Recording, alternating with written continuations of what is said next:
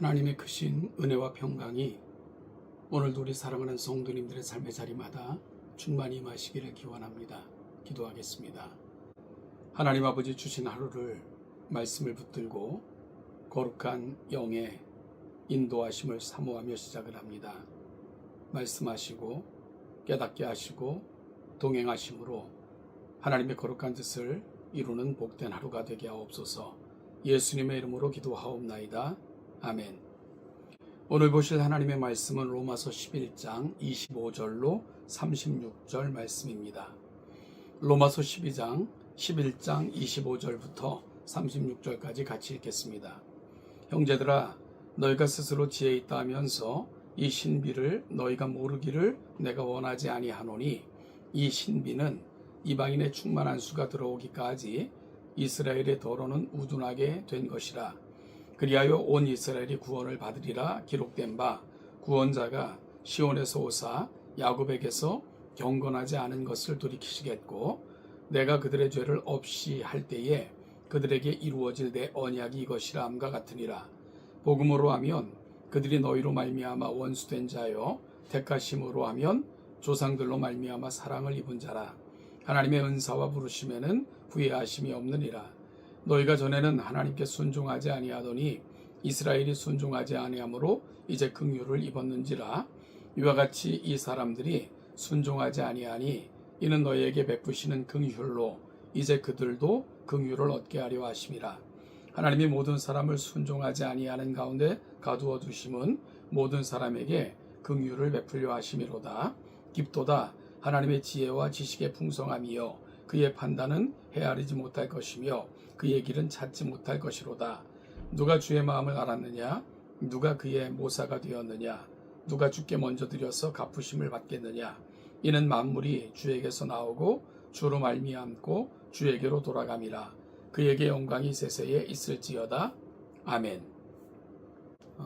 로마서 11장 25절로 36절 본문은 로마서 9장에서 시작된 이스라엘의 구원 문제에 대한 결론이자 하나님의 주권적 구원 계획에 대한 웅장한 송영과 같은 부분입니다. 이 중 특히 오늘 본문은 하나님의 구원 역사가 인간 이해를 뛰어넘는 신비이며 결국 모든 영광은 하나님께 돌아가야 함을 보여줍니다. 사도 바울은 자기 동족 이스라엘이 복음을 거부하는 가슴 아픈 현실을 보며 고민했습니다. 하나님의 약속이 실패한 것인가? 라는 문제 앞에 설 수밖에 없었습니다. 그러나 오늘 본문에서 바울은 무릎을 탁 치며 탄성을 지릅니다. 실패처럼 보였던 그 상황 속에 우리가 상상할 수조차 없었던 하나님의 크고 놀라운 섭리가 숨어 있었기 때문입니다. 오늘 말씀을 통해 내 인생을 향한 하나님의 계획 역시 실수나 실패가 없음을 확신하는 가운데 더욱더 하나님을 힘있게 의지하는 아름다운 계기가 되는 복된 이 아침이 될 수 있기를 소망합니다. 먼저 첫 번째 대지는 하나님의 부르심에는 후회하심이 없다는 것입니다. 29절 말씀을 보십시오. 하나님의 은사와 부르심에는 후회하심이 없느니라. 이 말씀은 오늘 우리가 붙들어야 될 가장 강력한 위로입니다. 이스라엘은 하나님을 배반했습니다. 복음을 거절하고 예수님을 십자가에 못 박았습니다. 인간적인 기준으로 보면 하나님은 이스라엘을 버리셔야 마땅합니다. 계약을 파기하셔도 할 말이 없습니다. 그러나 하나님은 그들을 완전히 버리지 않으셨습니다. 바울은 이방인의 충만한 수가 차기까지 이스라엘이 잠시 우둔하게 된 것이며 결국 하나님은 언약하신 대로 자기 백성을 구원하실 것이라 선포합니다. 여러분, 이것이 우리에게 어떠한 의미가 있습니까? 우리의 구원이 나의 어떠함에 달려 있지 않다는 뜻입니다. 우리가 때로는 넘어지고 때로는 하나님 보시기에 부끄러운 모습일 때가 있습니다. 나 같은 사람을 하나님은 계속 사랑하실까 의심이 들 때도 있습니다. 하지만 기억하십시오. 하나님은 여러분을 택하신 것을 결코 후회하시지 않습니다. 여러분에게 이러한 인생을 맡기신 건 역시 하나님 앞에는 후회하심이 없습니다. 여러분의 실수가 하나님의 언약을 취소할 수 없습니다. 구원은 전적으로 하나님의 신실하심에 달려있기 때문입니다. 여러분, 두 번째 내지는 모든 것은 긍휼을 베풀기 위함이라고 사도 바울은 설명합니다. 32절에서 이 사실을 말씀하고 있습니다. 그렇다면 하나님은 왜 우리를 불순종하는 상태에 내버려 두시기도 하고 고난을 허락하시기도 할까요? 32절이 이에 대한 답변입니다. 하나님이 모든 사람을 순종하지 아니하는 가운데 가두어 두심은 모든 사람에게 긍휼을 베풀려 하심이로다. 우리가 내심으로 의로워질 수 있다고 믿는 순간 우리는 교만해집니다. 하나님은 우리가 철저히 죄인임을 깨닫게 하십니다. 내심으로는 구원에 이룰 수 없음을 인정하게 하십니다. 바로 그 자리, 나는 안 됩니다, 주님 라고 고백하는 그 자리에서 하나님의 긍휼은 임합니다. 우리의 실패조차도 하나님의 긍휼을 드러내는 도구가 됩니다. 이것이 하나님의 지혜입니다. 그러므로 현재 고난이나 연약함 때문에 낙심하지 않으시기 바랍니다. 그 모든 과정은 결국 하나님의 풍성한 자비와 은혜를 맛보게 하는 통로가 될 것입니다.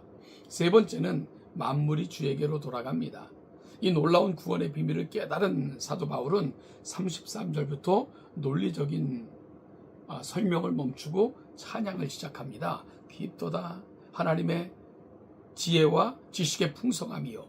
그리고 36절에서 위대한 신앙 고백을 합니다. 이는 만물이 주에게서 나오고 주로 말미암고 주에게로 돌아감이라. 그에게 영광이 세세에 있을지어다. 아멘. 여러분, 이것이 우리 인생의 목적입니다. 주에게서 나오고 내 생명, 내 재능, 내 가정, 이 새벽을 깨울 수 있는 건강까지 모든 것이 하나님께로부터 왔습니다. 내 것은 없습니다. 주로 말미암고 오늘 하루를 살아갈 힘도 주님이 공급해 주십니다. 내 능력이 아니라 주님의 은혜로 사는 것입니다. 주께로 돌아감이라. 결국 우리 인생의 최종 목적지는 하나님의 영광입니다. 나의 성공이 아니라 나를 통해 하나님이 드러나는 것, 이것이 바로 삶의 이유입니다. 여러분, 오늘 이 말씀을 묵상하면서 우리가 살면서 우리 삶이 때때로는 내가 이해되지 않을 때가 있기도 합니다. 하나님은 왜 이런 길로 인도하실까 묻고 싶을 때도 있습니다. 그러나 바울의 고백처럼 하나님의 지혜는 우리보다 깊고 높습니다. 오늘 하루 이 두 가지를 기억하며 사시기를 축복합니다. 첫째, 하나님은 나를 부르신 것을 후회하지 않으십니다. 그 확신 가운데 거하시는 여러분들이 되시기를 바랍니다.